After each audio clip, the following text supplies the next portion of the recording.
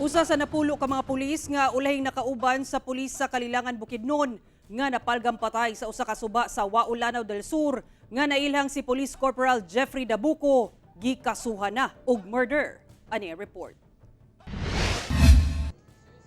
Gibutyag sa Police Regional Office 10 nga nakaduso na sila karon og kasong murder batok sa usa sa mga kaubang pulis ni Police Corporal Jeffrey Dabuco nga napalgang patay sa suba sa Wao Lanao del Sur di palang madugay. Kainumduman nga si Dabuco na deklarang missing sa Kalilangan Bukidnon sulod sa 4 ka adlaw. Una napalgang patay. Tungod sa maong kaso, napulo ka kauban ng pulis ang gipailawom sa restrictive custody. Usa-usa silang giimbestigahan aron sa pagsuta sa ilang kalambigitan sa maong kaso. Kainumduman nga diyang atong nakahinabi ang kabanay ni Police Corporal Dabuco ilang gibutyag nga duha ka pulis ang nakabikil sa biktima ay kini namatay.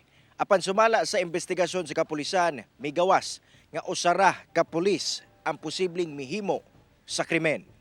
Sa ebidensya nga atong nakalap ang gitud naka-come up kini no nga aduna kini nagtudlo kini sa usa ka suspetsado sa napulo ka mga persons of interest nato ug dito nakita sa ato ang legal team kauban usab ang atong mga investigador sa Kalilangan Municipal Police Station nga aduna nay sufficient grounds or igong basihan nga pwede kini i-file ngadto sa ato ang prosecutor's office. Sa karon wala pa gibutyag sa kapulisan ang ngalan sa pulis nga ilang gipasakahan og kasong murder. Sanglit nagpadayon gyapon kuno ang ilang pagkaylap og mga dugang ebidensya. As of this time, makaingon kita nga wala gyud siya chances no ang makasibat because he is under restrictive custody as of this time kay aduna pud kini sila ginaatubang nga administrative case.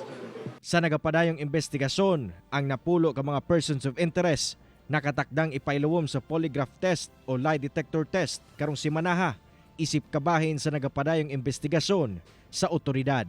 Kauban si Makoy Sempron sa kamera.